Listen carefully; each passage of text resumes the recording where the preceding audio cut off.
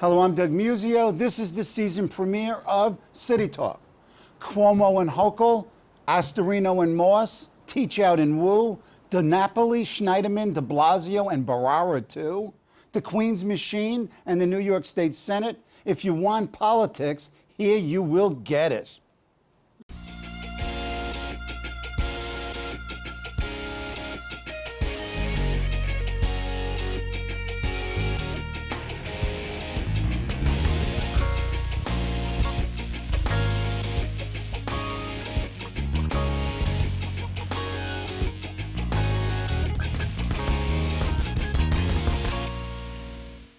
To talk New York State and city politics are the political wise guys and gal. Liz Benjamin, the anchor of YNN's Capital Tonight, the blogger everyone in Albany reads, not only Albany. Errol Louis is anchor of New York One's Inside City Hall, and an op-ed contributor at the Daily News, where he was both a columnist and an editorial board member. Azi Paybarah is the tireless, ubiquitous dean of New York's political bloggers, who with Jimmy Vielkind produces Capital Playbook. Thanks, welcome all. Liz, thank you. In a sense, this is John Oliver's That Was the Week, or 2 weeks. Liz, Yes. What's the headline of the Democratic primary? Oh, well, so many headlines were written. I don't think it's a difficult question, right? I mean, it's that the governor, damaged, Cuomo lives to fight another day. I mean, the governor himself said that all he really cared about was 51%. That's what mattered, because that's how you win. Then subsequently he said 60%. He'll take that all day long, because what he learned was that he can govern the way he wants to, make people mad, and still win. But the reality is, of course, that he's got a problem on his left, which we knew about. It was a very low turnout race, and he didn't do as well as he should have in some very weird places, including upstate counties, 30 of which were carried by this sort of little-known protest candidate, Zephyr Teachout. And that was really stunning and important, except for the fact that almost nobody showed up. So you can't call this a landslide or a significant turnout situation in either case.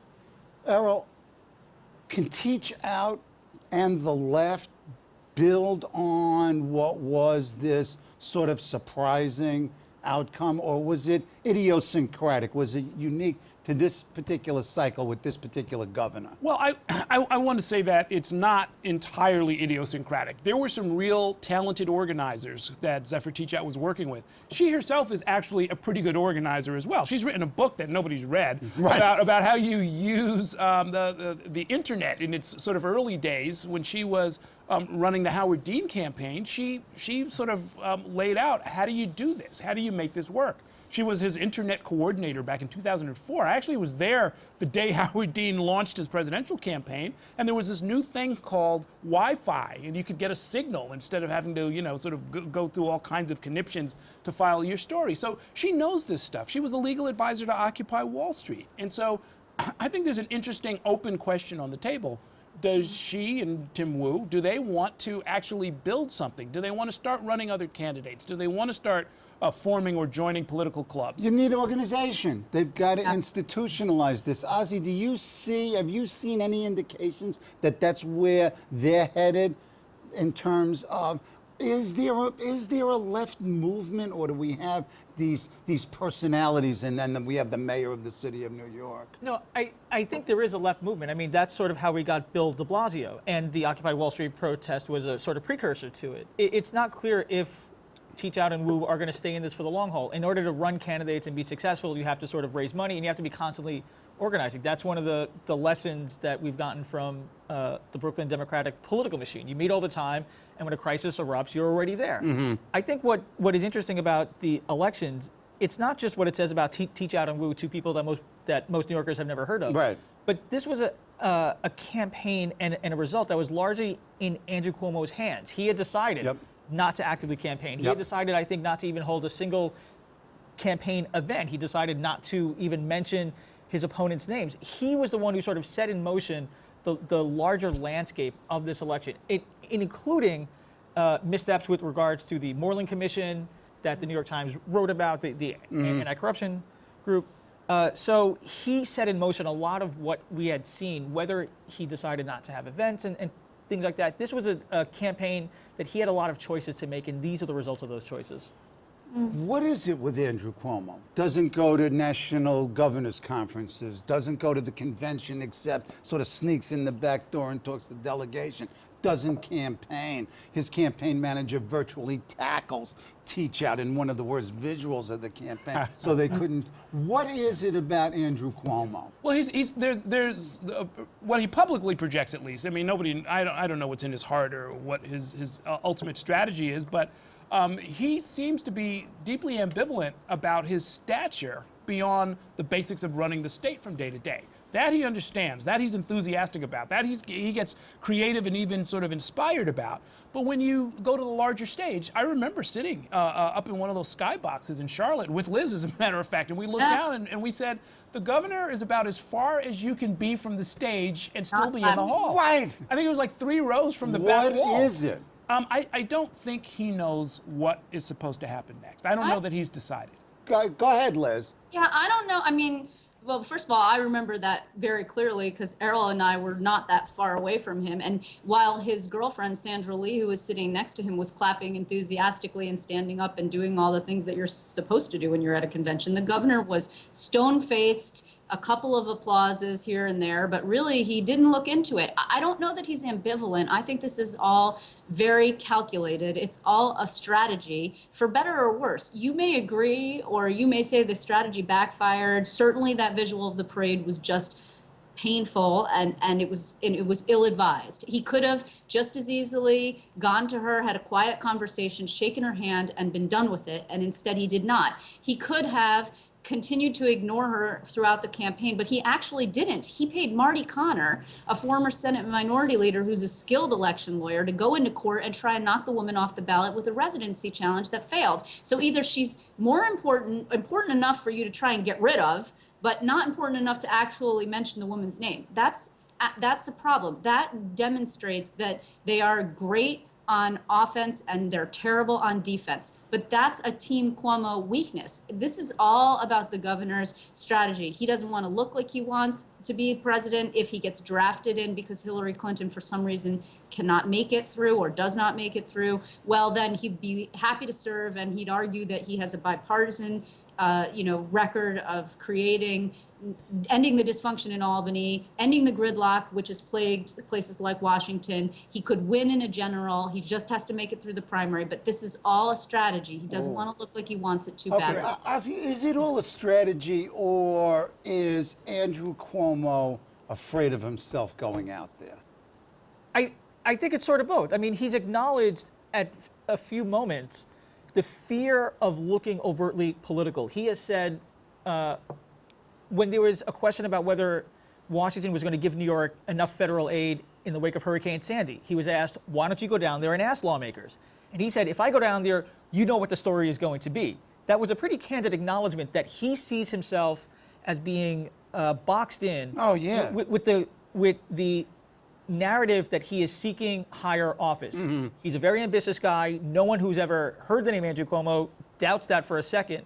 What he has feared, from his own words, is the idea that everything he does will look like he's solely campaigning for a higher job. Remember, this has happened anyway. It's exactly what we say anyway. It doesn't matter. He's sort of damned if he does and damned if he doesn't. Right. He can go to D.C. and, we would write that. And he cannot go to D.C. and we write that he's not going to D.C. because he doesn't want us to write that. So it might as well go to D.C. It reminds me of that wonderful book by Gary Wills, The Kennedy Imprisonment, talking about how every Kennedy who runs for anything is just boxed in by all of these expectations and all of this history and all of these retainers that you're carrying from the prior Kennedy's administrations.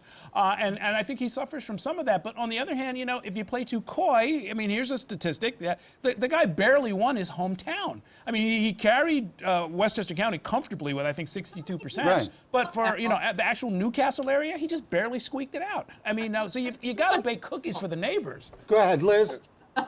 But how many people showed up in Newcastle? Do we know, Errol? I mean, it was like nobody. The margin right? was like 19, but this is what happens when you don't ask people to vote for you. Everybody stays home. Right. Go ahead, Azi. And a lot of what Cuomo has done, has tried to do behind the scenes, is set in motion the landscape that people are favorably are favorably inclined to compare him to President Obama or to other national figures. When there was a lot of gridlock in Washington, and I know there always is, but when it was more on the front page, he had made a lot of these proclamations and had other people surrounding him saying, look how effective New York government is. This is the most effective governor in New York. And he very made a concerted effort to be considered an effective, pragmatic person. Right. And now that the sort of landscape has shifted, the word progressive has often come out. This is in the rise of Teach Out, de Blasio, and Elizabeth Warren. There are moments when the landscape and the winds change in Washington and on the national stage, and Cuomo sort of views himself as someone that can adjust to this and have other people around him project this thing that's very favorable, so people will come to him and say, geez, you look like someone who could run nationally. And this is exactly what he wants. He doesn't want to be seen as having his fingerprint on it, but he clearly sets it in motion. He's a weatherman. He knows which way the political winds blow. Okay, where do the teach-outs go? What, coming out of the primary, what does the general election for governor look like here? I mean, can Astorino beat teach-out? I mean, what's the dynamic here? What's the strategies? Liz, you want to start? Sure. I mean, part of this, there's been a lot of talk about what was this about, right? Was an ABC, anybody but Cuomo vote, sort of a recap of 1994 when a little-known senator named George Pataki sort of came out of nowhere and defeated the liberal lion of Mario Cuomo. So were there upstate gun-loving Democrats who didn't, like the SAFE Act? Were they coming out for that? Was it the anti-fracking vote? Was it the unions who are angry with the governor who live around the capital region and know him too well and think that he's a jerk? Or whatever it is that you think that this was about, does that protest vote still have legs going into the general? I would argue probably not. Yep. I don't think they're going to go to Rob Astorino, even though he's trying for them. I think that the protest vote goes to Howie Hawkins, who, by the way, is like in double digits in recent polls. He's probably going to get, I'd not be surprised if he gets 100,000 votes, which is very strong for the Greens. There's a very strong congressional candidate in the North Country named Matt Funicello, who's in the double digits too. So I think the protest vote goes to Howie, if in fact there is one still. It's going to be not the landslide, I'm sort of the strong guy and look at me going forward nationally, consider me for my crossover appeal outcome that Cuomo wanted. If it's 60-40, I wouldn't be surprised. And Astorino, we should keep in mind, I mean, he's a very skilled campaigner. He comes out of radio. He he knows how to handle himself in front of a microphone. He looks good, sounds good. Looks good, sounds good. Is not a raging conservative, not an angry conservative, at least not in his presentation. Right. But the narrative, the Cuomo narrative constructing on him is that he's the ultra. He's an ultra conservative. It doesn't. My guess is that won't stick, at least not in a visceral kind of way, because if you make him into a fire-breathing, unreasonable person, all he has to do is show up and you can see smile twice. You see that he's not. Right. But he also, he's a little unusual. He's not your typical conservative, if indeed he is conservative. I mean, he speaks Spanish and he's comfortable around people. First ads were in Spanish in the Bronx. I mean, come on, give me a break. Yeah, and so he's got a chance now. He also has a bit of a difficulty here, and this is the problem that nobody can solve for him, which is the upstate Republicans, as we saw at the Republican State Convention, they are very much about small government. They are very much about less spending, fewer programs, no driver's licenses for undocumented immigrants and so forth. And those are positions that are going to make it harder for him to sort of pull any kind of crossover protest Zephyr Teach Out Tim Wu votes. And so he's going to have to try and figure out what this all means. And unfortunately, it's not just that he doesn't have a lot of money and it means he can't buy ads. It means he doesn't have a lot of money. He can't buy, focus groups. Right. Deep polling. Right. He can't, I think, sort of figure out how to square that circle because he doesn't have the money to do it. And it's unfortunate in a way because it is an opportunity to try and bring people together, which hopefully politics is usually about. Go ahead. And Liz Benjamin hits on something that's really fascinating with Howie Hawkins and the Green Party. There's been an ideological split between the Green Party, which is rather progressive, and the Working Families Party, which is a labor-backed progressive group. And strategically, the big difference between them have been the strategy of endorsing major party candidates versus running your own. Yep. The Working Yep. Families Party Yep. went with Andrew Cuomo through a very tense negotiation, and they have the embodiment of the Democratic establishment. Howie Hawkins, the Green Party, different candidate, Yep. and you get a matchup for the first time, really, of which candidate do progressives really want to see, and they have an opportunity to vote on either the Green Party line, Working Families Party line, and really express their vote in that way. Well, Go ahead, yeah. Liz. Well, I mean, I just think that there's so much all over the map right now. And there was a real smart take, I thought, this morning by Azi's colleague, Jimmy Vielkind, who's up here in Albany, who wrote about the difficulty that the Working Families Party is Yep. facing now. They created Zephyr Teachout, then they abandoned Zephyr Teachout. Then they gave themselves to Cuomo. They got all these promises on progressive policy, but who knows if he's actually going to go there. He said he would go there in the past. I mean, every time you remind these guys of things that he said he would do and hasn't done, they sort of are like, well, but what option do we have? He didn't do campaign finance reform when he said he would. He didn't put any political muscle behind redistricting when he said he would. He signed off on something that was political when he promised that he wouldn't, and in exchange for the Senate Republicans saying, sure, we'll reform the system in a decade. I mean, and it's on the ballot this time too. It's a constitutional amendment, and the Goo-Goos are split over it. So there's so many balls in the air here. I think that it all really does come down, oddly, to what happens in the state Senate. That's where the progressives are putting their focus now that the Teachout Wu situation is over. What the governor does, if he really wants, in fact, a Democrat Senate, I argue that he does not. I think it's terrible for him. Okay. A Democrat-controlled Senate. A comment on that. It seems to a lot of us that his interest lies in some kind of IDC Republican control. Now, does Klein stick to his word, or does he You do? can already see the Senate heading for another one of these sort of big, messy negotiations after the elections. Because nobody's going to get a clear majority. It looks like. It's possible that the Democrats will pick up seats. It's possible that the Democrats will pick up no seats. It's possible that Klein will do what he has publicly This is suggested. Jeff Klein, the head of the Independent Democratic Conference. It's possible that they will reach some accommodation with the mainstream Democrats, but it's possible that there will be treachery. And I'm hearing from a lot of people that treachery is afoot. The game is on. Come on. Well, you had Jesse Hamilton win an open Senate seat in Brooklyn and say that he's not sure where he's going to caucus with. You have Simca Felder, who says overtly, just give me. I'll go to the highest bidder. Yeah. Right. So and the closer the split is in the state Senate, the more empowered each individual person. And then also you have John Sampson, a guy who won despite Cuomo, 1199, and Mayor Bill de Blasio endorsing his opponent. He wins, and he says that he is going to follow the direction of his county leader, Frank Cedillo. And Cedillo says, well, he's a Democrat, he's going to be a Democrat. But what does that mean in the state Senate when each person in a narrowly split house can stand up on any given day? You negotiate for the highest price. Yeah. Come on. I am my own conference. Yes. And you have, and just to sort of further complicate things, I would argue, but there is some self-interest here since I am the voice of upstate in the moment, that the path to the majority for the Democrats and for the Republicans really does lie upstate. Yep. And they then subsequently are electing these conservative Democrat members. And that's problematic for them because they can't do the progressive agenda that Bill de Blasio is now trying to pay for, right? He's raising money for them, and he's loaned Emma Wolf, his top political advisor, to some of this effort. But in Western New York, there's the screwiest thing, which is a potential four-way race where an incumbent, Mark Grisanti, lost a GOP primary to a very conservative guy. And the governor's publicly lamented it because Grisanti was the last yes voter of the 4 Republicans who voted yes on same-sex marriage. And the governor is depressed, I guess, that he's lost. And what does that say, right, for the Republican Party? And now, there's also a potential situation there where the Democrats can pick up that seat, but maybe they won't because Western New York politics is like you need a roadmap to figure out what's going on out there. So, we have an election in November. How does Cuomo lose? Well, I mean, he can, in theory, he could outright lose. I don't think anybody believes that that's likely given the size of his war chest and the fact that he has pretty good approval rating numbers and that he's a skilled tactician. So.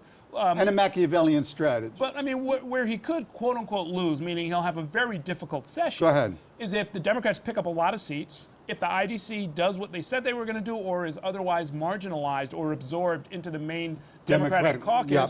And if the progressive Democrats out of New York City start pushing on things like the repeal of the Erstat law, Yep. if they start pushing on things like campaign finance reform, Public financing, reopening the minimum wage debate, and pushing really hard in a high-profile way, and they have the votes to make it really happen, it's going to put Cuomo in a very difficult position. Yeah.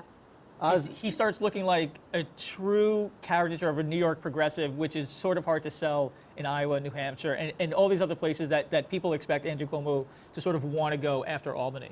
So if he starts looking like someone that's getting pushed around by Mayor Bill de Blasio, by New York City progressives, it's just this kind of an abandonment of the more centrist, pragmatic kind of Cuomo that people had seen earlier. Okay, moving from the Senate and the governor, then you've got the two quiet other statewide elections. You've got Eric Schneiderman rerunning for Attorney General, and you have Tom DiNapoli. I think that probably 95% of all New Yorkers don't know who their opponents are, and probably It's a little- I'm sorry. It's a little less than that, but yeah, it's.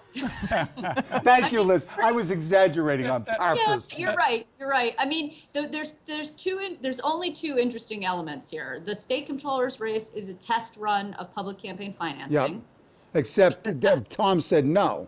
Well, DiNapoli said no because he felt like he got screwed. He basically. did. He didn't get asked. The legislative leaders were like, "Well, you said you wanted a pilot program." Right. Because he I did, was ludicrous, but go ahead. just not like this, right? And not on such short notice, and not he would have had to not use quite a bit of the money that he has raised, and he's not the most prodigious fundraiser to begin with. So I'll edify everyone, his Republican opponent is a guy named Bob Antonacci, who's the Onondaga County Comptroller. He's credible. I mean, the guy's a CPA, you know, he's an accountant, he's got experience, but, you know, it's not certainly Harry Wilson, who I think was a much stronger candidate and really got pulled down by Carl Palladino at the top of the ticket. And they're very civil toward one another. It's a remark. I mean, that controller race is you know, it's awe-inspiring in terms of its almost kumbaya qualities. It's really. What about Schneiderman? Well, Schneiderman is running against a more serious candidate, I think, or better known in the form of John Cahill, who is a well-respected, longtime conservative with a ton of government service. Yep. And I think their polling showed before he even jumped into the race that Schneiderman is not well known by much of the state. And so we in New York City, we know him as almost a household name because he's been in and around politics for so long. Forever. And if you follow the inner workings of the state Senate, where he was one of the part of the leadership for years, he's also known in those circles. But then there's the other 95% of the state who happen not to know who the Attorney General is. Right. And so it's an opportunity for the Republicans, but you know the pieces don't fit together. You know, we can create a what-if scenario. You know, what does Astorino need to do? What do the Senate Republicans need to do? What does the Cahill national need to Republicans do? perhaps do? Sure. I mean, and you know, I know as Liz can tell you, if you overlay that on some of the more competitive upstate congressional races, you could get some momentum. You could get some bumps in turnout, but. All of that, it's like a trick shot in pool, right? This ball's got to kiss off this one and knock the other one in. But to the extent that that's possible, it does happen from time to time. And why are these races the way they are? There is a roadmap that you can draw back to Andrew Cuomo. He has had a tense relationship with Schneiderman and with Tom DiNapoli. He sort of puts in motion this campaign finance reform pilot, assigns it to DiNapoli. Thank you for hamstringing. Excuse me. It was a hit. It was a hit. It was a hit. And with Eric Schneiderman, remember, he had sort of gutted the office of some of its oversight powers and created a rival office. In the governor's office. Right. In the governor's office, for someone to sort of look at the financial regulatory industry, removing an opportunity for Schneiderman to bring forward a lot of cases that brought Cuomo and his predecessor, Ellen Spitzer, a lot of attention. You remove that, and then you have an attorney general who has a hard time getting name recognition and is now campaigning under that. And a very unenthusiastic governor, particularly with DiNapoli, but also with Schneider. Let's just briefly turn to Bill de Blasio.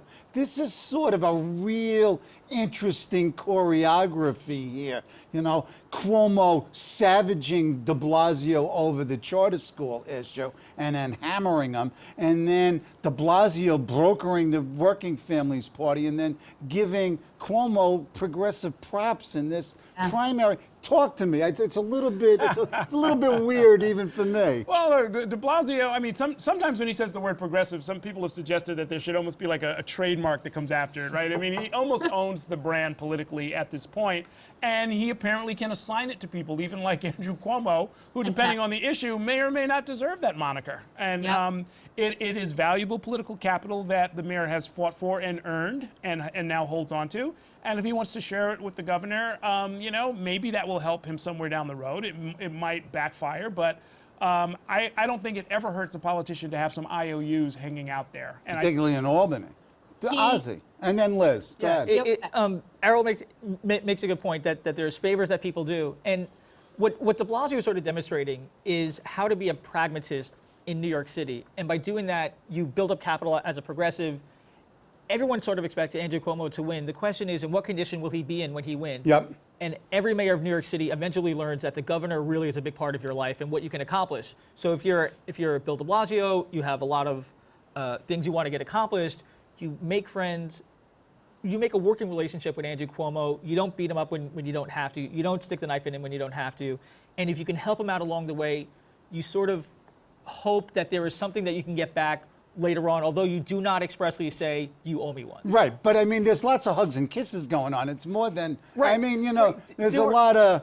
There are people who have gone to war with governors. There are New York City mayors who have tried to go to war with governors and have always, and you always lose. De Blasio demonstrated a discipline in keeping his head down, repeating the phrase progressive, repeating the phrase UPK, not trying to get into the mud with Andrew Cuomo, and hopefully the return is more legislative accomplishments. Well, Bill's an operator. Bill's a pol. I mean, he's not an ideologue. Right. Come on. And the way to operate is by being this kind of progressive and having a steady course. Liz, you got the last word. Well, I think two things. One is he didn't just loan his progressive imprimatur to Cuomo. In fact, Cuomo didn't really need it, arguably. He loaned it to Kathy Hochul, who has a very conservative voting record. There's no denying it. She didn't repudiate some of it, including, as Errol brought up, the issue of driver's licenses for undocumented immigrants. This is a former congresswoman who represented Western New York, again, rears its head there. She is a conservative Democrat. And Bill de Blasio didn't just, you know, endorse her via paper. He put his arm around her. He had his wife put her arm around Kathy Hochul, say what fabulous person she was. I mean, they really went out there for her in a big way. And given the brokering of the WFP deal, you know, could come back to bite the de Blasio and his effort to flip the Senate into Democratic hands, because I can tell you, upstate, the Senate Republicans are pushing him as a boogeyman who wants to take over, who wants to make this into a liberal bastion, and upstaters don't love the whole, you know, idea of having their policy and their taxes and their education and everything else, all that set by New York City interests. Liz, thank you. I loved the Skyping.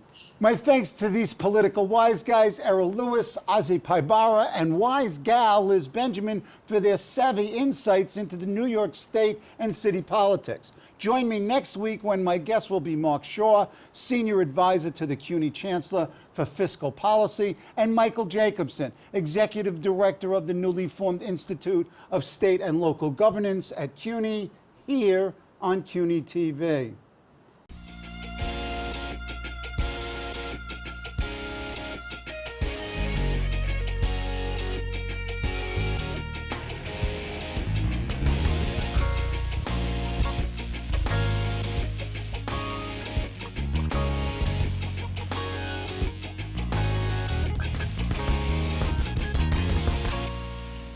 Hello, I'm Doug Muzzio.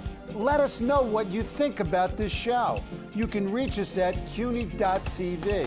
When you get there, click on the bar that says Contact Us and send your email. Whatever it is. Thanks, no thanks, obnoxious, do it. Send it.